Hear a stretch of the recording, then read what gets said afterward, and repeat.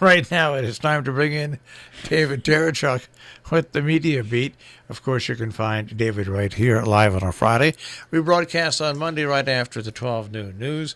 Also, you can hear him on the weekend online at robinhoodradio.com, on demand, whenever you'd like. And, of course, he's got his own website. That's right, themediabeat.us. And on top of all of that, he's a PBS television correspondent reporting on ethics and belief. Okay, David, show's over. I was just going to say, not to mention... Good morning. Are we done now? Yes, we are. Not to mention a really decent guy. That's right. I said... I'm going to take the opportunity of that wonderful drum roll to say that I'm going to declare this day an open day. I just been noticing, I don't know if you noticed, in the media generally, there's a huge new slew of openness over the last few days.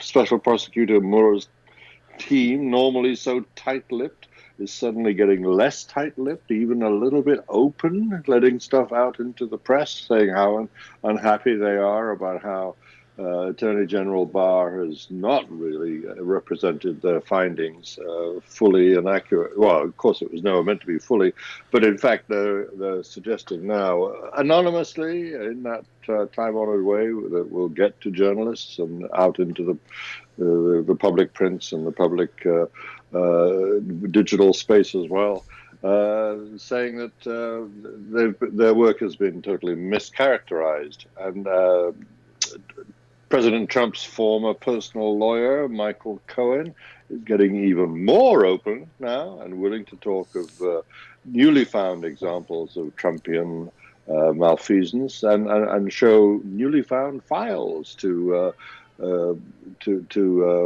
committees in Congress that are really anxious to keep working with him before he goes to jail. And even President Trump, despite threats about closing the border, is now leaving the border open. This is open day, I keep telling you. And Boeing, the aerospace corporation, getting more open now, at least, though it wasn't before. You want a software upgrade? Faulty software. Yeah, we've been pay extra for that. It will take more than a software upgrade. There's something very wrong with their safety software for the 737 MAX. Whole new regime of openness. We've got a local angle on that Boeing story. Ralph Nader, who lives in Winsted, Connecticut, one of his family members was on that plane. His niece, and he has filed a wrongful death suit against Boeing. And he's the first one. Unsafe at any speed. Yeah, which is the best title he came up for his work. I'll tell you sadly enough, it's true here too. Yeah, the airline industry is going to rue the day that he gets involved. That's right, and in their safety. And I have to say, this is a personal opinion, but he was on All Things Considered yesterday afternoon, giving an absolute clinic in how you speak about something, to and it was most impressive, and I encourage anybody to listen to. It was the afternoon, about in the 5 o'clock hour on All Things Considered. I don't know, David, if you've ever spoken to him, but we've spoken to him several times, and he is just, whether or not you agree with his politics or his findings, he is one of the most engaging and well-spoken people I've ever talked to. And you know what? The man just never seems to get old. The main he's thing, amazing. That I have noticed, yes. But the main thing is he is direct and he is sensible and he knows what the parameters are. And he actually forces the people that he is speaking to think between those lines. And that's what was most interesting. It's a great clarity of expression, which I've admired too.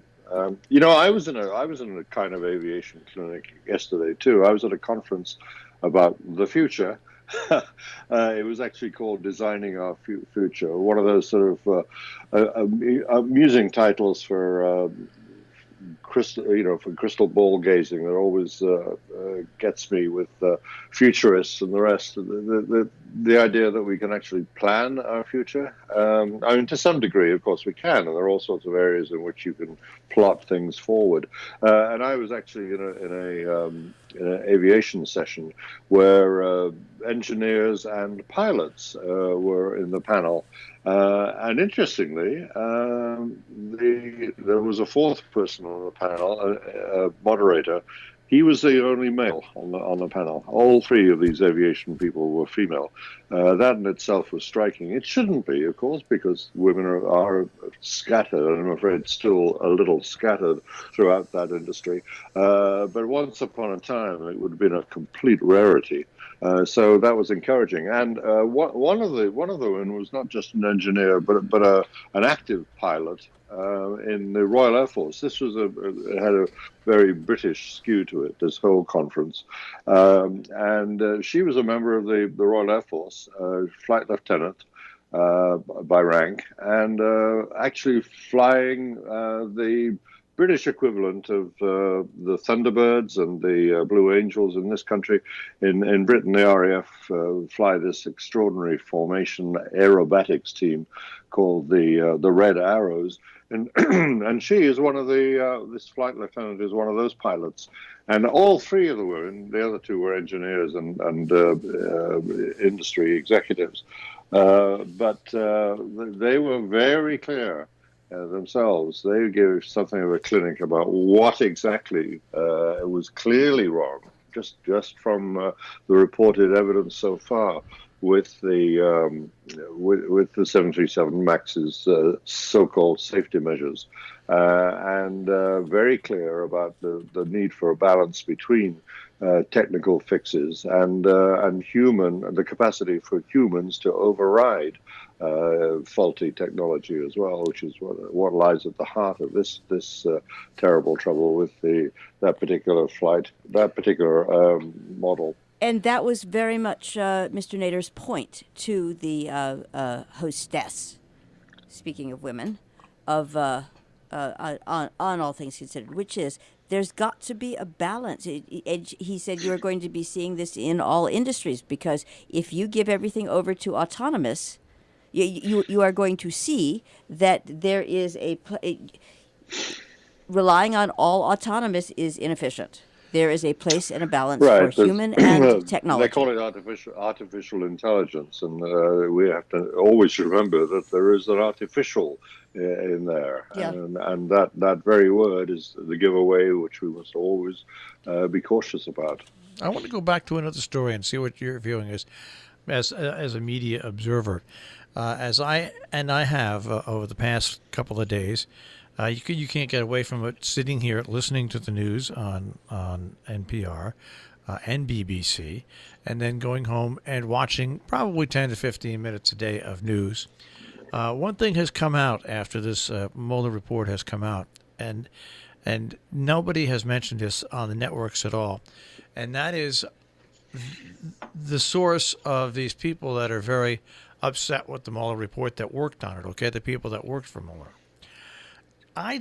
No one has brought up the fact that I don't think these people would be speaking unless the man himself was upset and he knows that he can't come out himself, and he is, No, that was somebody said that. Yeah, people talk about that, but the fact is that he, whatever.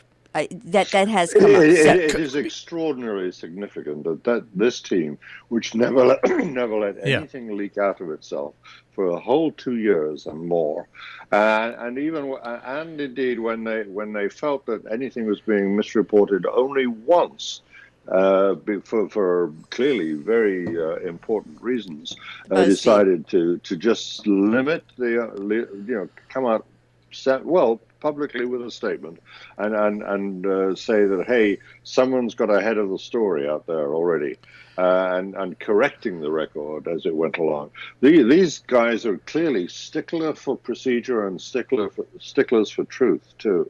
So the very fact that this sudden seepage has started to happen is extreme. I mean, like silence speaks volumes sometimes. Just a little bit of speaking after complete silence betokens an awful lot. And that lot, I suggest, is that, yes, the man who has kept a very tight rein on this very tight ship for 2.5 years has been loosening that rein right now. And he must have very good reason for doing that. It's interesting because I think when he filed his report, no one's really seen it except for the Attorney General and maybe one of the president's lawyers. Who knows? No, apparently not. In the case of the White House. Yeah, but I think that when Barr became the Attorney General, the Mueller figured that that if he gives him the report then is up to the Congress to decide what to do with it from there. But isn't that why Rosenstein stayed on? Yeah, but Rosenstein backed down and supported that letter that was written by Barr, and so I think he was leaving and then he stayed. I think this is a way to force this report to go in secret to some committee on the House. I don't think it's going to be all wide open for the public. I think eventually a lot will come out to the public. But I think that it's eventually, because of what you're hearing now, it will go to the Congress in its full form with some redactions for the Congress to take a look at it. Yes, that's the way it's heading now. That seems pretty clear. Yep. And the one background note that one needs to take into account here too is that Barr has clearly got an approach which he's talked about himself, and indeed it's probably why he got the job in the first place. He's talked of the need for a particular kind of executive authority, which is automatically going to side with the president in a case like this, and as I say, that helped him get the job in the first place. And on the other hand, Mueller has shown no compunction about going as far as he possibly can into investigating the president himself. That was part of his brief, and he took it very seriously. He tried to sit down with Trump in a face-to-face interview, and of course, all Trump's protectors insisted that shouldn't happen. So you got two very different attitudes from these two individuals. But as individuals, it has to be said, and this is the background note I want to stress, is that they've known each other for years. Their families are good friends with each other. Quite right.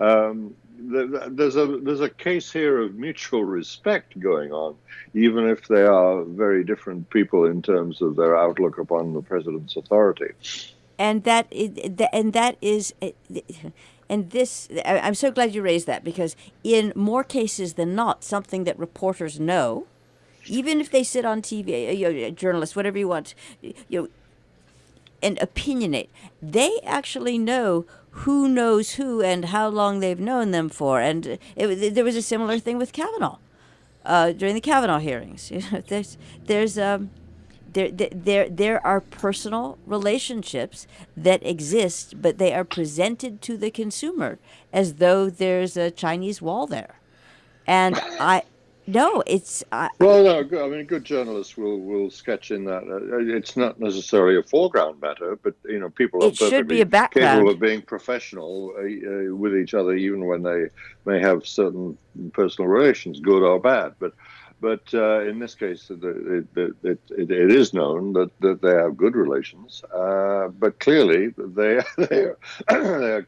I say clearly. I mean, just reading the rooms, it seems very clear that they have very different approaches to what this report has to say. And then there was another piece that I was just fascinated by. I had to go back and see if I had dreamt it, just because of the presentation.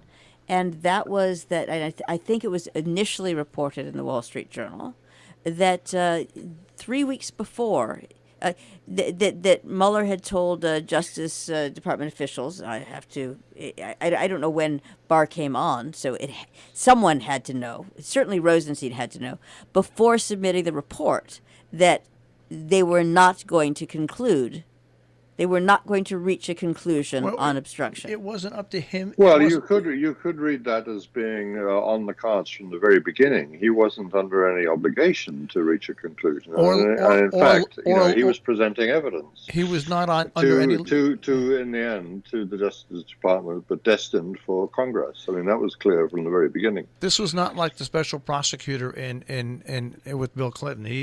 Who could actually bring up charges and stuff. Absolutely, very different. Yeah. What he did was absolutely what he was hired to do: present a whole bunch of facts and what went on, and then let the Congress decide from there whether or not to move forward. Basically, that's exactly what he did. Except that in practice, what he ended up doing is presenting such a slew of evidence, and in such one might think uncalled for detail, salacious detail at that. That it was very clear what kind of report he was presenting. He was out to defame and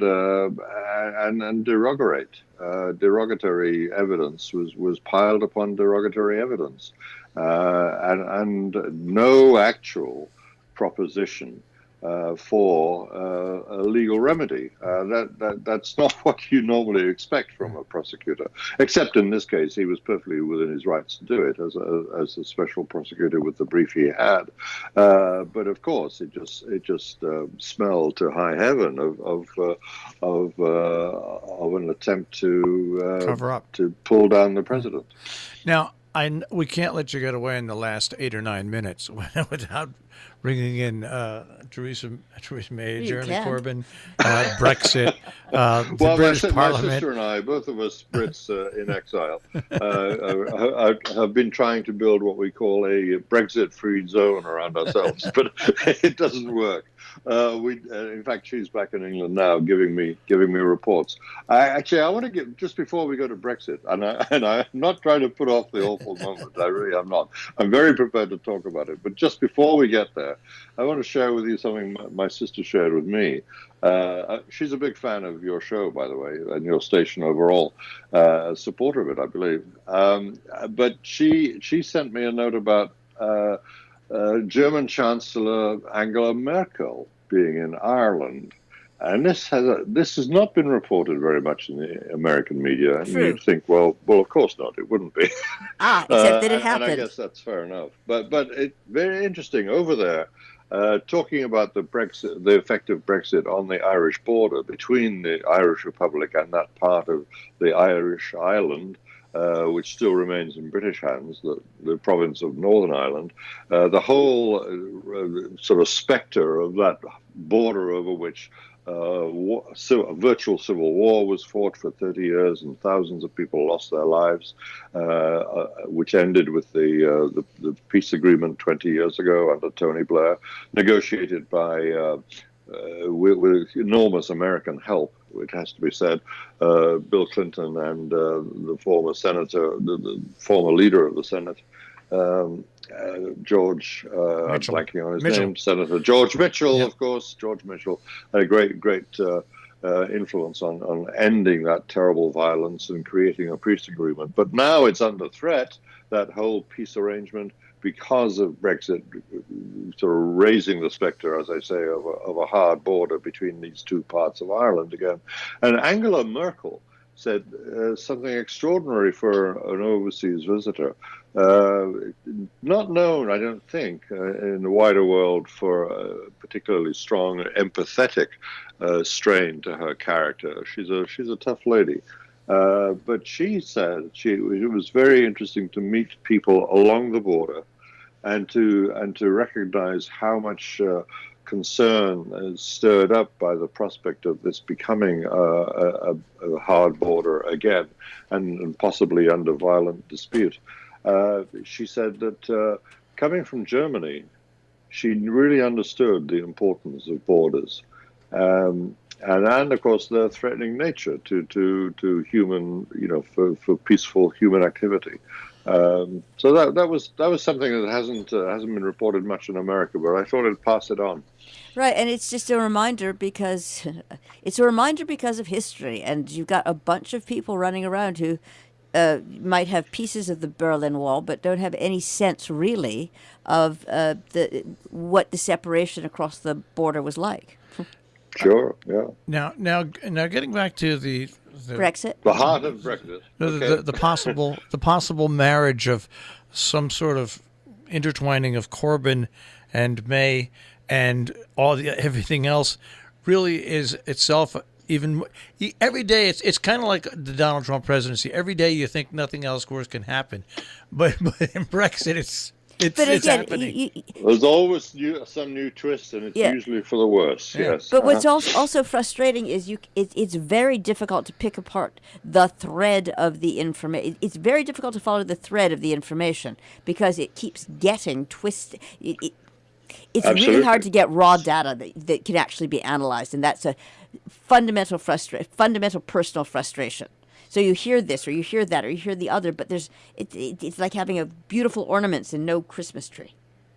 Well, Marshall, you sort of get to the heart of the current sort of degree of extraordinariness that it's gotten to when you put those two names together, right. Theresa May and Jeremy Corbyn, the leader of the Labour Party, the opposition party.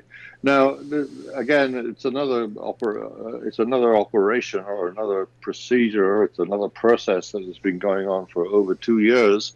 The referendum by the Brits in which they decided by a small majority, but a majority, that they wanted to leave Europe was 2 and a bit years ago. And since then, Theresa May has been pushing for a way to get legislation passed that would authorize and permit their exit from Europe. As she said she would do, because that's what the public wanted, and she's stuck to that line all along. But one of the things she could have done from the beginning, knowing that her own party was divided on this issue, was to reach out to the other side. Yeah. And there are many people in Parliament who thought that would have been a very sensible idea. And she resisted and resisted and resisted. And only now, when it's absolute crunch time, past crunch time, in fact, and we're getting extensions to crunch time now, only now is she prepared to talk to the other side, and apparently not that openly either. She's not giving up much when it comes to having negotiations with the Labour Party on a parliamentary basis now.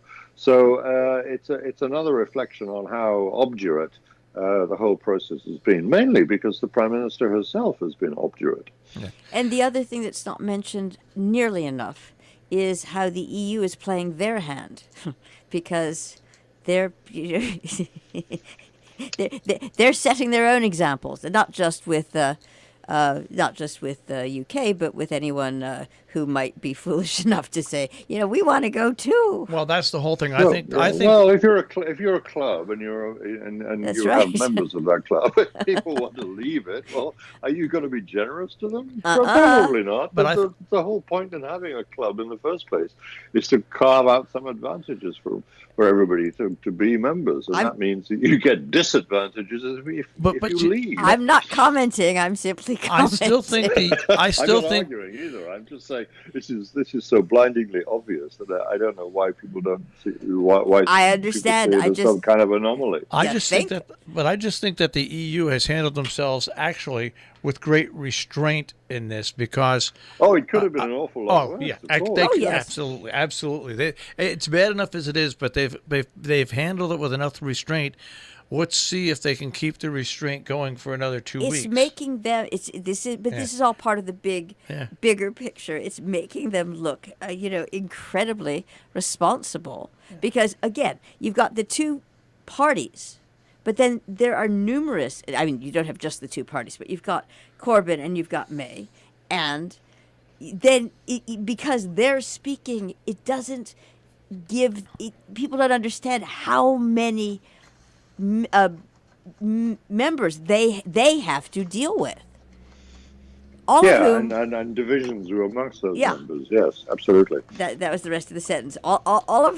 Many of whom have it's not that it's easy to say, okay, we've got a 75% majority in this group, and so sorry about your luck, everybody else. Oh no, you've just got it's like a bag of cat litter. Yeah. It's Europe is Europe has been an issue for Britain, a contentious issue ever since the whole idea was raised that we go into it, Right. Go into the what was then called the common market. I remember that was its origins. It was a common market. It was a market area in which there would clearly be advantage. Well, many advantages in going in, but it was a hard-fought battle when we went in 1974. If I'm remembering the date right, under Prime Minister Ted Heath, who was a rampant Europhile and much attacked for that amongst basically the right wing of his Conservative Party. Now his successor, several generations down, Theresa May was kind of a pro-European until she decided that she would take the lead of the party once her predecessor messed up so badly by having the idea of a referendum in the first place, which totally boomeranged on him. David Cameron, I'm talking about. So all the way along, there have been tensions pulling people who wanted to be in Europe out of it, because there's been this very strong core of resistance in Britain to ever being members of Europe in the first place. I have to say this, and I wish I didn't. Thank you very much, David Tereshchuk, The Media Beat. Thank you.